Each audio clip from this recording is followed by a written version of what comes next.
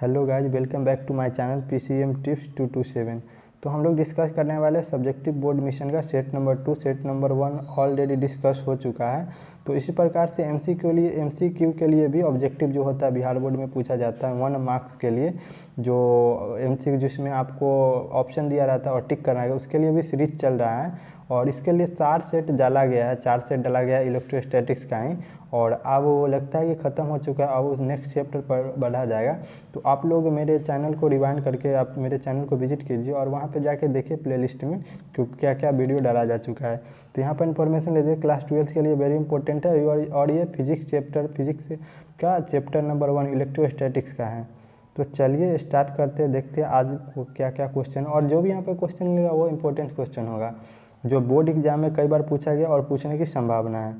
तो चलिए स्टार्ट करते हैं। यहाँ पे बोल रहे हैं right the coulomb law for electric force. यहाँ पे पहले विद्युत बलों के लिए कूलम्ब के नियम को लिखे। तो देखिए पहले हम लोग यहाँ पे कुछ समझ लेते हैं कूलम्ब लॉ कहते किसको थे हम लोग।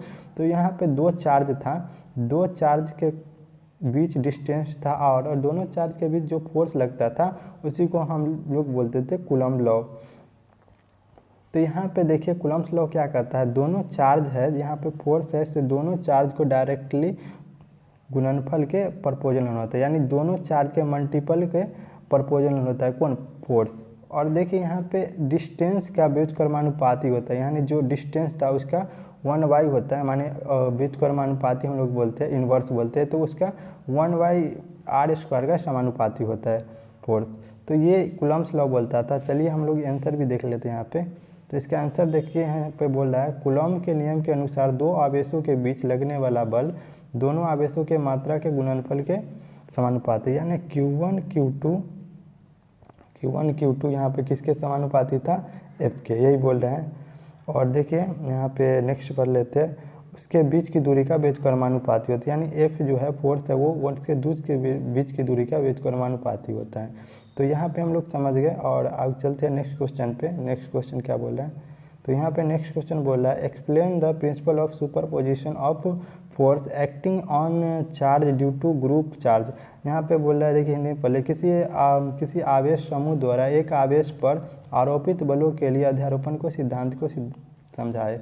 देखिए अध्यारोपण के सिद्धांत कहता क्या था, जैसे कि यहाँ पे बहुत सारा ग्रुप चार्ज है, यानी बहुत चार्ज है, ये Q1 Q2 Q3 यहाँ पे है, Q4 हो गया और यहाँ पे Q5 ले लेते। तो ये सभी चार्ज के कारण जो इस चार्ज पे कोई एक चार्ज पे फोर्स लगता है, तो उसी फोर्स का जो यहाँ पे मान लेते हैं कि Q1 के कारण लगा यहाँ F1 फोर्स, यहाँ पे सॉरी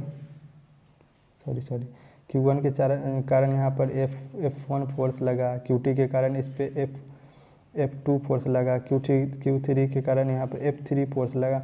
तो यहाँ पे रिजल्टेंट फोर्स हो जाता है वो वेक्टर सम के बराबर हो जाता है F1 F2 F3, ये अलग अलग चार्ज के कारण लगने वाला फोर्स है, तो इसको सम कर देते हैं, इसी को हम लोग बोलते हैं अध्यारोपण का सिद्धांत।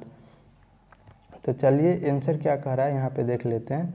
देखिए यहाँ पे बोला आंसर, बलों के अध्यारोपण सिद्धांत के अनुसार किसी आवेश पर, माने कोई भी आवेश पर आवेशों के समूह द्वारा, माने बहुत सारा चार्ज के समूह द्वारा कुल अलग अलग आवेशों के द्वारा हम लोग बताए थे कि इसके कारण F1 लगेगा या इसके कारण F2 लगेगा, इस चार्ज के कारण इस चार्ज पे। तो बोल रहा है कुल अलग अलग आवेशों के द्वारा लगने वाला बल के सदिश योगफल के बराबर होता है, यानी वेक्टर सम। हम लोग बताए कि यहाँ पे सदिश योगफल यानी यहाँ पे वेक्टर एडिशन के बराबर होता है। तो चलिए नेक्स्ट क्वेश्चन पर चलते हैं। नेक्स्ट क्वेश्चन आपका कह रहा है परावैद्युतता की बीमा बताएं। तो यहाँ पे देखिए, यहाँ पे परावैद्युतता का बीमा आप निकालने जाइए तो यहाँ पे बहुत डिफ़िकल्ट है अभी थोड़ा। तो आप लोग अगर पढ़े हैं क्लास 11th में जो SI यूनिट और बीमा निकालने के लिए जो फर्स्ट चैप्टर है, तो आप इसको आसानी से कैलकुलेट कर सकते हैं। बट अगर आपके पास अभी टाइम नहीं है तो इसको रट लीजिए, a के पावर 2 इंटू t के पावर 4 m इनवर्स L-3, ये आपका सटीक आंसर है। चलिए नेक्स्ट क्वेश्चन पर चलते हैं। तो देखिए यहाँ पे इम्पोर्टेंट क्वेश्चन है, ये भी कई बार बोर्ड एग्जाम में पूछा जा चुका है। Right the two differences between charge and mass. तो यहाँ पे बोल रहा है आवेश और द्रव्यमानों के बीच अंतर बताइए। तो आवेश और द्रव्यमान के बीच अंतर क्या होता है, देखिए आवेश जो है वो आपको धनात्मक भी होता है, यानी प्लस में भी होता है, और ऋणात्मक भी होता है, माइनस में भी चार्ज होता है और जीरो भी होता है। बट लेकिन क्या होता है, जो मास होता है यानी जो द्रव्यमान होता है वो आपका सिर्फ धनात्मक होता है, यानी 2+1 किलो +2 kg इस प्रकार से होता है। कभी आप सुने कि -1 kg या -2 kg, तो ये आपका ध्यान रखिएगा, ये आपका फर्स्ट डिफरेंस है। और सेकेंड डिफरेंस होता है क्या कि अगर आप अगर आवेश को अगर मूव कीजिएगा यहाँ पे, यानी यहाँ से यहाँ तक ले जाइएगा, तो इसका जो चार्ज है अगर 5 कूलम है तो ये वही रहेगा, इसके द्रव्यमान में कोई परिवर्तन नहीं होगा। लेकिन अगर मास यानी द्रव्यमान को आप लोग यहाँ से यहाँ मूव करते हैं, यानी गति करवाते हैं द्रव्यमान को, तो ये इसका मास होता है वो घट जाता है या बढ़ जाता है। यहाँ पे देखिए हम लोग पढ़े हुए थे, इतना बड़ा वैज्ञानिक था आइंस्टीन, उन्होंने एक फार्मूला दिया था कि अगर आपका मास अगर मूव कर रहा है तो उसके लिए फार्मूला होता है m0 √1 - v² c।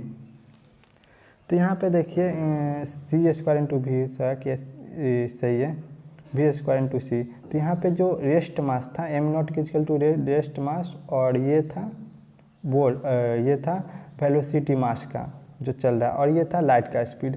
तो यहाँ पे अगर मास को अगर यहाँ से वहाँ फेंकते हैं तो हवा में जाकर अगर नीचे था वो 1 kg के, तो हवा में वो 1.5 हो जाएगा, या उससे घट के ½ kg भी हो सकता है। तो इस प्रकार से वहाँ पे मास घटता या बढ़ता है। बट चार्ज क्या होता है, चार्ज होता है अगर यहाँ पे जितना है उसको मूव करेंगे ऊपर तो उतना ही होगा, उसमें कोई चेंजेस नहीं आएगा। तो चलिए ये आपका 2 डिफरेंसेस है, अब पढ़ भी लेते हैं यहाँ पे क्वेश्चन। देखिए फर्स्ट डिफरेंस आपका कह रहा है आवेश तथा द्रव्यमान में निम्नलिखित अंतर है। चार्ज मैनी भी zero positive negative but mass is always positive. वही बात कर रहा है कि आवेश शून्य होता है, धनात्मक भी होता है, ऋणात्मक भी हो सकता है, लेकिन जो आपका द्रव्यमान है वो आपका सिर्फ धनात्मक होता है, तो ये ये आपका फर्स्ट डिफरेंस हो गया। अब देखिए सेकेंड डिफरेंस क्या कहता है। देखिए यहाँ पे सेकेंड डिफरेंस बोलता है आवेश के कण का वेग निर्भर नहीं करता, आवेश का कण वेग पर निर्भर नहीं करता है। यानी आवेश अगर यहाँ पे +5 कूलम है तो वहाँ ऊपर भी फेंकेंगे तो वो +5 कूलम ही रहेगा, बट मास में चेंजेस होता है। लेकिन द्रव्यमान का कण वेग पर निर्भर करता है, वेग वही जो स्पीड वेग को क्या बोलते हैं, वेलोसिटी, यानी स्पीड से ही रिलेटेड होता है ये। तो अगर मास को फेंकते, द्रव्यमान को ऊपर फेंकते इसको, तो उसमें द्रव्यमान में कुछ चेंजेस आ जाते हैं, यही आपको बोल रहे हैं। तो आपको ये 2 डिफरेंस हो गया, आप दोनों को नोट कर लीजिए, अगर एग्जाम में आएगा तो यही आएगा। देखिए क्वेश्चन नंबर 5 यहाँ पर क्या बोल रहा है, देखिए 1 coulomb charge equal to dash electron. तो बोल रहा है कि 1 कूलम चार्ज बनाने में हमको कितना इलेक्ट्रॉनों की आवश्यकता होगी। तो इसको रट लीजिए या इसको कैलकुलेट कर लीजिए, दोनों में से अगर आप जो भी करना चाहते हो वो कर सकते हैं। यहाँ पे देखिए, यहाँ पे हम लोग निकाल सकते हैं Q = Ne, फार्मूला होता है। यहाँ पे स्टार्टिंग में इलेक्ट्रोस्टैटिक्स का पढ़ाया गया है। तो यहाँ पे हम लोग पूछ रहे हैं n का वैल्यू, Q यहाँ पर दिया हुआ है 1 कूलम, और इलेक्ट्रॉन का चार्ज हम लोग जानते हैं क्या होता है 1.6 × 10⁻⁻⁻⁰। तो दोनों के यहाँ पे पुट कीजिएगा, इसके जगह पर 1 कूलम और इसके जगह पे ये पुट कीजिएगा और n का वैल्यू निकालिएगा, तो आपका सटीक आंसर आ जाएगा कितना इलेक्ट्रॉनिक अवस्था ये आपका आ जाएगा। तो चलिए, thanks for watching this video, मिलते हैं फिर नेक्स्ट वीडियो में। अब इसके थोड़ा देर बाद आपको ऑब्जेक्टिव का वीडियो भी मिल जाएगा सेट नंबर 5। तो चलिए।